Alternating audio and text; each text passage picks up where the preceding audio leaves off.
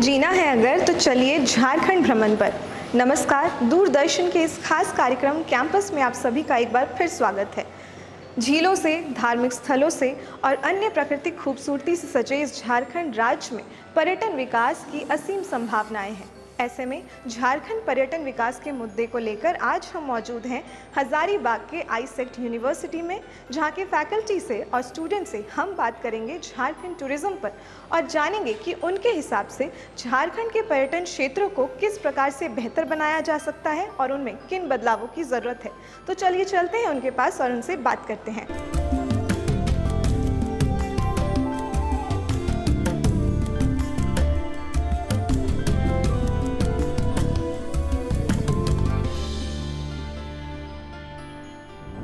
झारखंड के किन किन पर्यटन क्षेत्रों में विकास की या बदलाव की आवश्यकता है?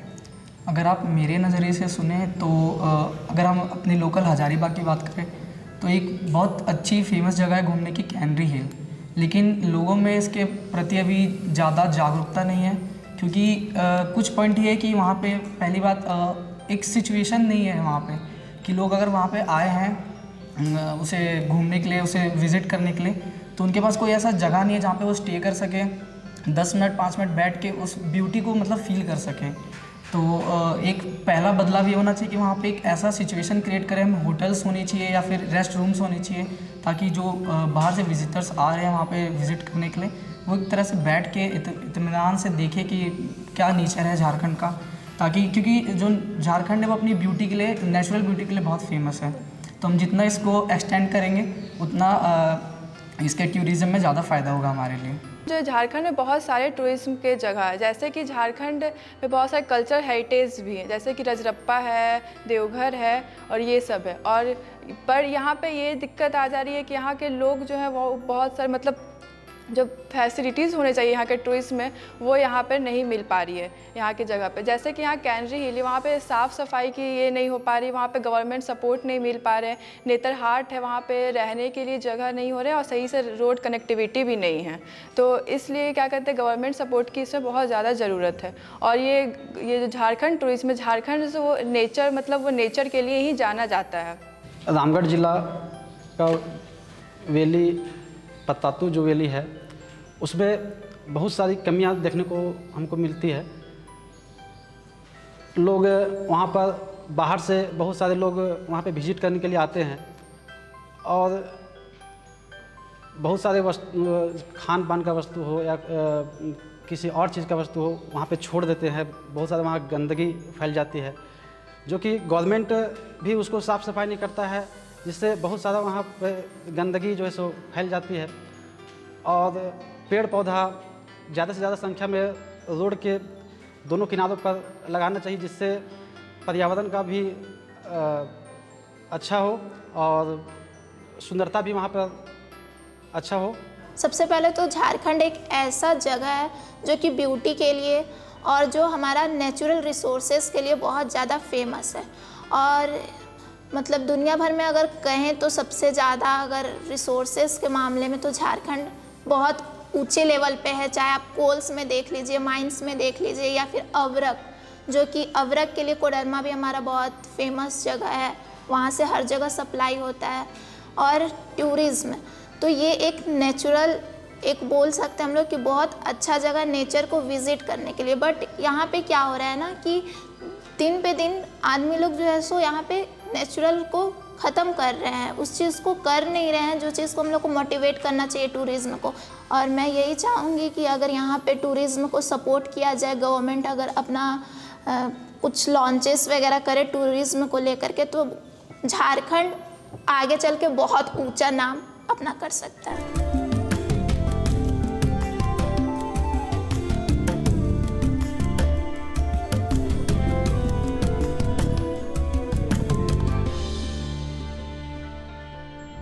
आपके हिसाब से झारखंड पर्यटन को रोजगार और व्यवसाय से कैसे जोड़ा जा सकता है? इसका फर्स्ट पॉइंट ये हो सकता है कि जितने भी एम्प्लॉयमेंट हैं उनको जॉब से क्रिएशन किया जाए। अगर जितने भी पीपल है, अनएम्प्लॉयड पर्सन है, वो अलग अलग जगह पे जाएंगे, अपना टूरिज्म प्लेस को खोलेंगे, लाइक कैंटीन या फिर और भी अलग अलग पर्पस से हिस्टोरिकल मेमोरीज को कैप्चर करें, तो इसके थ्रू हमारा जॉब से क्रिएशन भी हो सकता है। सेकेंड पॉइंट ये हो जाता है कि फॉरेन एक्सचेंजेस होते हैं। फॉरेन एक्सचेंजेस में ये होगा ना कि लाइक अलग कोई कंट्री से आए हमारे झारखंड में घूमने के लिए, स्पेस में यहाँ पे अलग अलग हिस्टोरिकल मोमेंट को कैप्चर करे और करेंसी प्रोवाइड करे, जिसके थ्रू हमारा फॉरेन एक्सचेंजेस भी हो सकता है। थर्ड पॉइंट ये हो जाता है ना कि इसमें जितने भी डेवलपमेंट, हाँ लाइक ट्रैकिंग वगैरह अब बनाए, अब हमारी झारखंड को इतनी अच्छे से फैसिलिटी, और इसका सबसे बेस्ट है कि नेतरहाट जो कि सनसेट और सनराइज के लिए एकदम फेमस किया जा सकता है। इसका मोमेंट को एकदम कैप्चर करें, हम लोग एडवर्टाइजमेंट करें, ब्लॉगिंग करें, जो वन ऑफ द बेस्ट कहा जाता है कि ब्लॉग करके थ्रू हमारे झारखंड को सुपीरियर बनाया जाए। एंड ऑल्सो इससे हम लोग यही समझ में आता है कि टूरिज़्म लाइक बहुत अच्छा है, इसको हम लोग आगे बढ़ाएं। मेरे हिसाब से अगर हमें झारखंड में टूरिज़्म के थ्रू अगर व्यवसाय को बढ़ाना है तो उसके कई चेंजेस हमें करने पड़ेंगे। जैसे मैं रिसेंटली अभी भोपाल घूमने गया था कॉलेज की तरफ से एक विश्वरंग कार्यक्रम में, तो वहाँ पे मैंने कई नए चीज़ देखे। जैसे वहाँ पर अगर कोई वैसा टूरिज़्म प्लेसेस है तो वहाँ के अपने पर्सनल एक मॉन्यूमेंट्स वो डिज़ाइन करके देते हैं। मैं एक आईटी स्टूडेंट हूँ तो मुझे लगता है कि हम ऐसा भी कर सकते हैं कि ड्रोन्स का भी इस्तेमाल कर सकते हैं कि लोग अपना जैसे चाहें वैसा, अगर किसी पहाड़ पे तो पहाड़ के एक सफिशिएंट जगह पे वो खड़े हो जाएं और हम ड्रोन्स के थ्रू उनका वीडियो लें, तो वो अभी के टाइम में जैसा कि लोग रील्स बनाते हैं या कुछ भी करते हैं तो उसमें अपने चाहते हैं कि बहुत अलग तरीके से हमारा वीडियोज़ आए या फोटोज़ आए, तो उसमें ड्रोन्स भी हमारे बहुत मदद कर सकते हैं। Tourist place here. There are various tourist places to visit in Jharkhand, like Netherhat and all such places. As many people are not aware about our tourist places, as people are getting aware about this, many youth have good ideas about businesses, and as we go there, we'll go to improve the things there, like business proposals. Many new things will come up to the people, and they'll show it to the people. They'll get a good income. Employment rate will also increase as the business is increasing. Economics will also increase as we are bringing up the new ideas, and development will also development will also come with this. कि हमारे झारखंड में बहुत से पर्यटन क्षेत्र हैं, जैसे कि बाहर से टूरिज्म लोग आते हैं हमारे यहाँ, और जहाँ जिन क्षेत्र में वैसा प्लेस है जहाँ पे कुछ वैसा हो, जैसे कि हमारे गिरिडीह में ये जैन धर्म का मंदिर है, जो कि उसे हम लोग पारसनाथ के नाम से जानते हैं, जो कि उसकी ऊंचाई झारखंड में है ये 1365 मीटर, और वहाँ पे बहुत से लोग आते हैं। लेकिन वहाँ पे ये गवर्नमेंट के साइड से वहाँ पे स्टे करने की कोई व्यवस्था नहीं दी गई है, इसलिए जो वहाँ के स्थानीय लोग हैं जिनका वहाँ पे घर है, वो अगर उनका घर रजिस्ट्रेशन हो जाए गवर्नमेंट की ओर से, ताकि लोग वहाँ पे स्टे कर सके, तो उसके थ्रू से वहाँ पे एक व्यवसाय का दरिया बढ़ेगा, ताकि वो वहाँ पे रुक करके और वो कुछ पैसे भी उन्हें दे, ताकि उससे बिजनेस उनका हो पाए। बहुत जगह विज़िट किए हैं, हम देखे हैं कि इसमें झारखंड में ये कमी है जो हमारे झारखंड में रांची में पड़ती है, वो है दसम फॉल। वहाँ का व्यू बहुत ही ज़्यादा अच्छा है, उसमें फॉल एकदम नेचुरल ब्यूटी है, वाटर्स का इतना अच्छा साउंड्स रहता है। उसमें अगर हम लोग वहाँ पे थोड़ा सा अच्छे जगह से वहाँ पे वाटर पार्क या तो कुछ अच्छा बना दे, जैसे कि मुंबई तरफ में वहाँ पे खेलने के लिए वहाँ पे सामने में बना दिया जाता है, जुहूट जिसको बोलते हैं, तो उस टाइप में बना दिया जाएगा, तो वहाँ के लोकल पीपल जो रहेंगे उसका जो इनकम रहेगा, जो व्यवसाय रहेगा, वो बहुत ज़्यादा अच्छा हो जाएगा। और वहाँ पे रहने के लिए प्लेस बना दिया जाएगा। वहाँ पे जो नेचुरल ब्यूटी है, बहुत सारे पेड़ पौधे नज़र आएंगे, बहुत वैरायटी के नज़र आएंगे, फूल वूल जितने भी है, बहुत ज़्यादा ब्यूटी लगता है। वहाँ पे रहने के लिए अगर बनाया जाएगा तो उससे बहुत ज़्यादा झारखंड का भी इकोनॉमिक्स बढ़ेगा, और फिर जो इंडिया का है वो भी बढ़ जाएगा।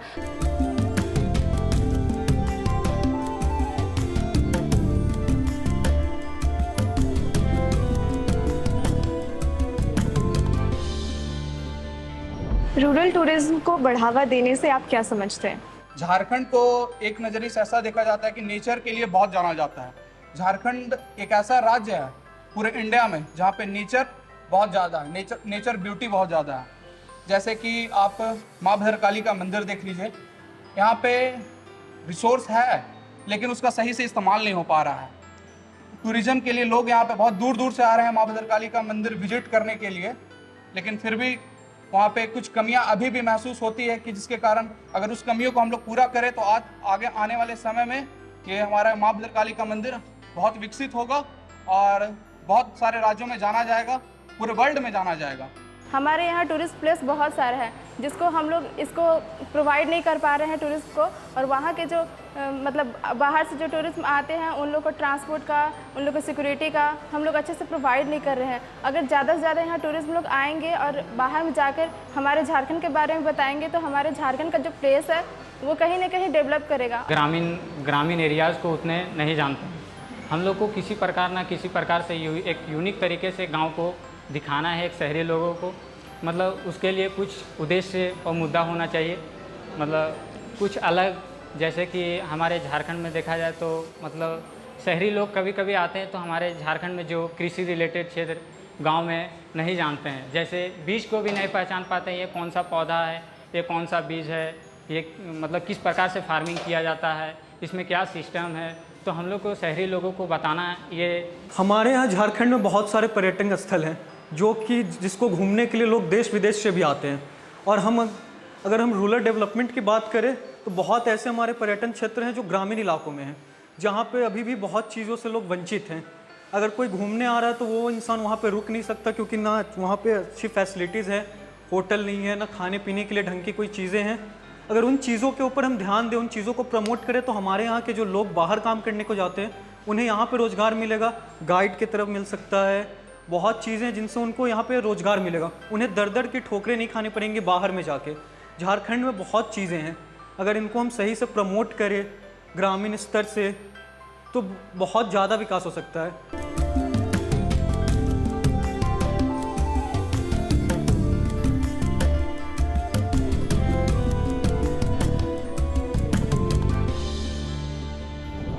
झारखंड के कई ऐसे पर्यटन क्षेत्र हैं जो अभी भी विकसित नहीं हो पाए, तो इसका प्रमुख कारण क्या है?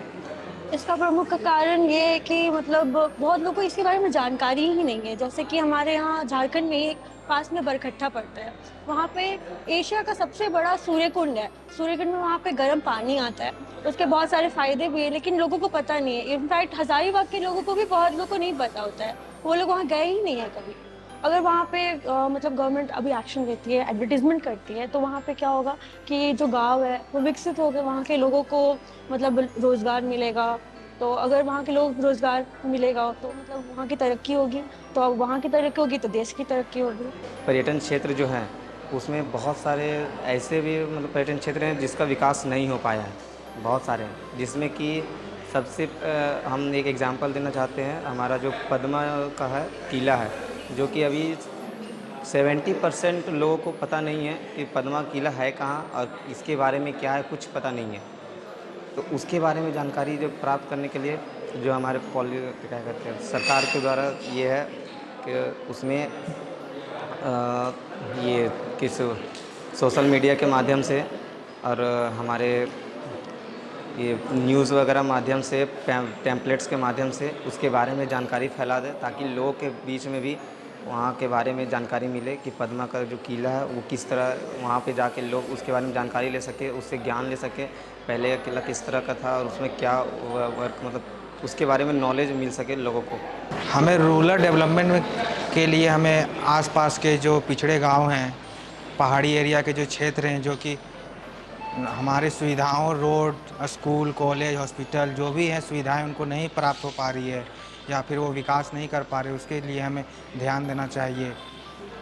सरकार को उस प्लेस में टूरिज़्म के लिए या फिर स्कूल हॉस्पिटल जैसा कुछ विकास करना चाहिए, जिससे कि वहाँ के लोग शिक्षित हो सके। फिर उनके भी तरीके में सीखना चाहिए, जैसे कि आदिवासी लोग किसी चीज़ का दवा, जड़ी बूटी का वो लोग जानते हैं, तो वो सब हमें जानकारी लेनी चाहिए और उन्हें हमें अपने बारे में बताना चाहिए। इस तरह से रूरल डेवलपमेंट हो सकता है।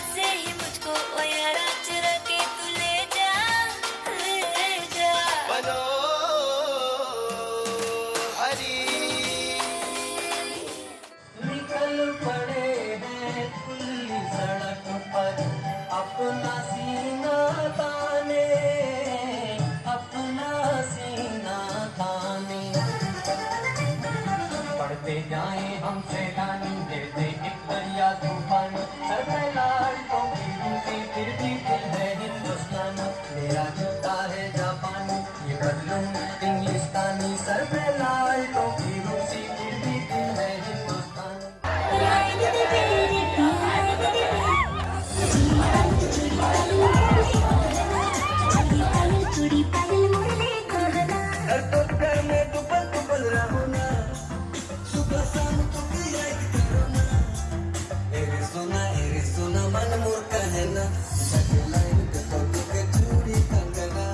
तो आईसेक यूनिवर्सिटी के स्टूडेंट्स ने झारखंड टूरिज्म के कई बिंदुओं पर प्रकाश डाला, जैसे कि पर्यटन क्षेत्रों में किन बदलावों की ज़रूरत हो सकती है, पर्यटन क्षेत्रों को किस तरह से विकसित किया जा सकता है, कैसे झारखंड को रोज़गार और व्यवसाय से जोड़ा जा सकता है और ऐसे कई अन्य पहलुओं पर भी उन्होंने अपने अपने विचार रखे। अब इस पर अधिक चर्चा के लिए हम बात करेंगे यहाँ के फैकल्टी से और जानेंगे कि झारखंड टूरिज्म पर उनकी क्या राय है और इसके विकास के लिए किस तरह का योगदान होना चाहिए। अगर टूरिज़्म की दृष्टि से देखें तो झारखंड में बहुत ही असीम संभावनाएं हैं, भरपूर संभावनाएं हैं। झारखंड जल, जंगल, खनिज संपदा से भरपूर है। अगर उस दृष्टि से देखते हैं तो बहुत अच्छी संभावनाएं हैं। सरकार अभी बहुत अच्छी स्टेप तो नहीं लिए, सरकार को बहुत अच्छे स्टेप लेने चाहिए। सबसे पहले टूरिज़्म को बढ़ावा देने के लिए डोमेस्टिक टूरिज़्म जो है, जो लोकल टूरिस्ट हैं उनको प्रमोट करना चाहिए और जितने भी टूरिस्ट प्लेस हैं उन्हें डेवलप करना चाहिए। और अगर लोकल टूरिस्ट डेवलप आते हैं, उन प्लेसों में घूमते हैं, तो निश्चित रूप से नेशनल और इंटरनेशनल लेवल के भी टूरिस्ट यहाँ आएंगे और उस तरह की चीज़ें जो यहाँ पे डेवलप होंगी। और उस तरह के अगर टूरिस्ट आते हैं तो झारखंड जो अभी स्थिति में है निश्चित रूप से बहुत अच्छा विकास होगा और एक अच्छे स्टेट के रूप में भी डेवलप होगा। हमारा जो झारखंड है वो यहाँ के वनों का खंड है। बहुत सारे जंगल झाड़ियाँ, यहाँ पे माना जाता है कि पूरे देश का लगभग 33% जो वन है हमारे झारखंड पे पाया जाता है। और अगर आपको इसका देखना है तो हम लोग यहाँ पे अलग अलग जगहों पे इस पे घूम करके और इसके बारे में हम लोग जान सकते हैं। मेरा खुद का एक्सपीरियंस है कि मैं नेतरहाट गई थी स्टूडेंट्स को लेकर के। तो नेतरहाट को जो है वो झारखंड की क्यून कहा जाता है, मतलब रानी। वहाँ पे अगर आप जाते हो तो वहाँ पे साइंटिफिक नज़रिए से भी अगर हम लोग देखते हैं तो जैसे कि वहाँ पे सनसेट और सनराइज जो है वो देखने लायक जगह है। ये साइंस से जुड़ा हुआ है कि किस तरह से सनसेट होता है, किस सनराइज होता है। ये चीज़ वहाँ पे अगर हम लोग देखते हैं तो ये बहुत ही अच्छा होता है। झारखंड एक वन्य प्रदेश, एक ऐसा प्रदेश जहाँ वन्य जीव जंतु, पशु पक्षी, पेड़ पौधे बहुत ही विस्तृत रूप में पाए जाते हैं। यहाँ पे घूमने और पढ़ने इन सब का भी बहुत बड़ा ही ज़रिया है। जैसे कि कह सकते हैं कि अगर मैं एक जीव विज्ञान जूलॉजी की प्राध्यापिका होने के कारण ये कह सकती हूँ कि यहाँ पे जूलॉजी या फिर botany, plant science, animal science, इन सब से रिलेटेड बहुत सारी प्राकृतिक संपदा ऐसी है। जैसे हमारा बिरसा जूलॉजिकल गार्डन जो घूमने के लिए बहुत ही लोगों को आकर्षित करता है, टूरिस्ट को, क्योंकि अगर हम लोग पिकनिक पे जाएं तो पिकनिक के साथ साथ कुछ बातें पढ़ाई की भी सीख सकते हैं और एन्जॉयमेंट भी कर सकते हैं। तो सबसे पहले तो मैं बताना चाहूँगी कि झारखंड की मिट्टी की खुशबू, महुआ की खुशबू और पलास के पूरे छाँव में बसा है ये झारखंड। यूँ कहूँ तो पूरी प्रकृति की गोद में है हमारा ये झारखंड। तो अगर आपको झारखंड से मिलना होगा, अगर प्रकृति के समीप जाने की इच्छा है तो आपको झारखंड आना होगा। और जैसे ही आप झारखंड आते हैं आपको बहुत सारी चीज़ों से आप रूबरू होते हैं। मैं बताना चाहूँगी कि झारखंड जिस तरह प्राकृतिक को लेकर बहुत ही आगे है, बहुत ही मतलब प्रत्यक्ष है। अगर प्रकृति को आप देखना चाहें तो झारखंड आना होगा, जैसा मैंने अभी कहा। लेकिन अध्यात्म और शांति को लेकर भी अगर बात की जाए तो मैं कहूँगी कि झारखंड बिल्कुल आगे है। Due to its moderate climate, it has this city has attracted a lots of tourism. Not only because of the moderate climate, but its scenic beauty, the good environment, the waterfalls which is present here in Jharkhand. So it is not only about visiting places and enjoying the scenic beauty. It is more about how can you correlate it with the knowledge. So the kind of knowledge you get, so students, they do get lots of opportunity to visit the industrial, visit to many good companies. So we have Tata in Jamshedpur, we have Jindal Power Plant, we have lots of cement factories here in Patratu. So in terms of knowledge and all, Jharkhand जो है वो प्राकृतिक प्रधान राज्य रहा है और यहाँ की जो जीव जंतु है, यहाँ के जल जंगल ज़मीन जो है वो यहाँ की पहचान है और यहाँ की संस्कृति, यहाँ की भाषा और यहाँ की आदिवासी संस्कृति जो हमारे झारखंड की पहचान है। अगर हम आदिवासी समृद्ध संस्कृति को अभी आज के इस भौगोलिक समय में इसको एक नए प्लेटफॉर्म पर लाते हैं तो झारखंड को पर्यटक के क्षेत्र की ओर ज़्यादा ले जाते हैं। जैसे फॉर एग्ज़ाम्पल यहाँ का जोहार आर्ट जो है, जो दीवारों पर करा जाता है, सोहराय जिसको कहते हैं, जिसमें पशु पक्षियों की आकृतियाँ बनाई जाती है और झारखंड की जो कला संस्कृति हुई, यहाँ पे जो घटने वाली जो घटनाएं हुई उसको दीवारों पे उकेरा जाता है और बताया जाता है कि यहाँ की संस्कृति क्या रही है, कोहबर संस्कृति जो रही है, जादू पटिया संस्कृति रही है।